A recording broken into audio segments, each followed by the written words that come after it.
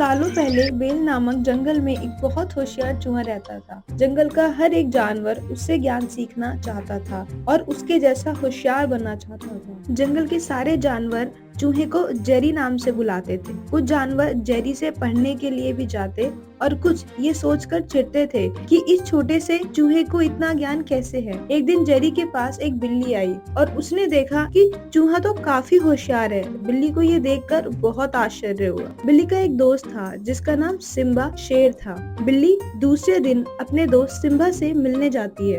Hello दोस्तों, कैसे हो? काफी दिनों से सोच रही थी कि तुम सब कहाँ चले गए थे, दिखे ही नहीं मेरे को। अरे टुनटुन, तुम्हें क्या बताऊं, मैं बहुत परेशान हूँ और भूखा हूँ। अब मैं शिकार नहीं कर पा रहा क्योंकि अब मैं बहुत बूढ़ा और कमजोर हो चुका हूँ। सिम्बा शेर अब बूढ़ा भी हो चुका था, जिससे वो ज्यादा इधर उधर नहीं जा पा रहा था। इस वजह से उसको खाने के लिए कोई शिकार भी नहीं मिल पा रहा। तभी टुनटुन उससे कहती है, ओ मेरे दोस्त सिम्बा, तुम इतनी टेंशन क्यों लेते हो? मैं हूँ ना, मैं तुम्हारे लिए कुछ न कुछ सोचती हूँ। टुनटुन, अब तुम ही बताओ मैं क्या करूं, कैसे अपने लिए भोजन तैयार करूं, मुझे कुछ सुझाव दो।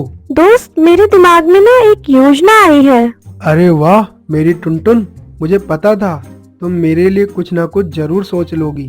टुनटुन सोचती है कि इस जंगल में सभी सिम्बा के दोस्त हैं, तो सिम्बा किसी को नहीं खा सकता है और वहीं बगल वाले गांव में भी बहुत जानवर से सिम्बा को दूर रखना पड़ेगा क्योंकि सिम्बा बूढ़ा हो चुका है। तभी टुनटुन के दिमाग में चूहे का ख्याल आता है और वो सोचती है क्यों ना सिम्बा को चूहे के शिकार के लिए कह दूं। सिम्बा, तुम्हें पता है पास वाले जंगल में एक जेरी नाम का चूहा रहता है जो सभी जानवरों में सबसे होशियार और होनहार है। तुम उसको अपना शिकार बनाकर थोड़ा काम चला सकते हो। लेकिन टुनटुन, चूहा तो बहुत छोटा होगा, उससे मेरा पेट कैसे भरेगा? ओहो सिम्बा, तुम उस चूहे से अपने शिकार की योजना सीख सकते हो और वक्त आने पर बड़ी ही आसानी से उस चूहे का शिकार भी कर सकते हो। ठीक है टुनटुन, पर इन सब में तो बहुत दिन लग जाएंगे। तब तक तो मैं इतना इंतजार कैसे करूँगा? हे भगवान, इस सिम्बा को कैसे समझाऊं? सिम्बा, तुम समझते क्यों नहीं हो? कुछ पाने के लिए इंतजार करना पड़ता है मेरे दोस्त। सिम्बा नहीं जानता था कि टुनटुन चूहे से चिढ़ता है।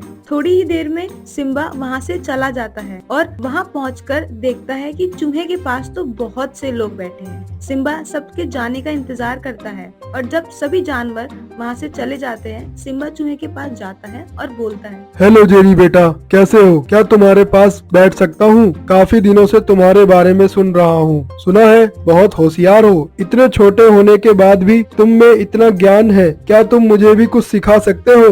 कुछ देर चूहा सोचने लगा कि इस बूढ़े शेर को अब मुझसे क्या ही सीखना होगा। चलो छोड़ो, सिखा ही देता हूँ। ठीक है, आप कल से मेरे पास आ जाना, मैं सिखा दूंगा।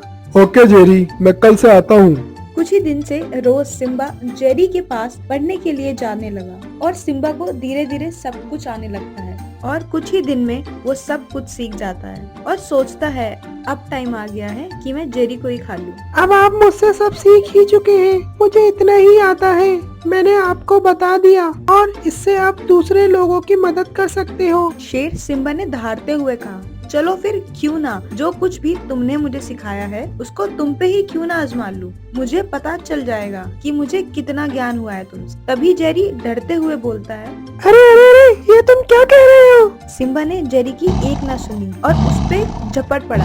जेरी अपनी जान बचाने के लिए बिल में चला गया और सिम्बा जाल में फंस गया। अरे अरे, ये सब क्या है? जाल कैसे बिछ गया था? मैं तो बहुत बुरी तरह फंस गया हूँ। जेरी अपने बिल से बाहर आता है और कहता है, मुझे पहले ही दिन से तुम पर विश्वास नहीं था, इसीलिए मैंने ये जाल घास के नीचे छिपा रखी थी ताकि वक्त आने पे मैं अपनी जान बचा सकूं। सिम्बा जाल में काफी देर तक फंसा रहता है और रोने लगता है। उसकी ये हालत जेरी से देखी नहीं जाती है क्योंकि शेर बहुत बूढ़ा हो चुका था और जाल में फंसने की वजह से बहुत परेशान हो रहा है और मदद की गुहार करता है। मेरी मेरी मेरी मदद करो, मुझे तुम्हें कोई नुकसान नहीं पहुंचाऊंगा।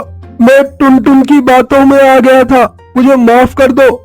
ये सब सुन के जेरी को शेर पे दया आ जाती है और वो अपने दांतों से जाल को काटकर शेर को आजाद कर देता है और शेर को शिकार करने की नई योजना बताता है और शेर और चूहे एक दूसरे के बहुत अच्छे दोस्त बन जाते हैं। इस कहानी से हमें ये सीख मिलती है कि हमें किसी से ईर्ष्या नहीं करनी चाहिए और वक्त आने पे दूसरों की मदद करनी चाहिए।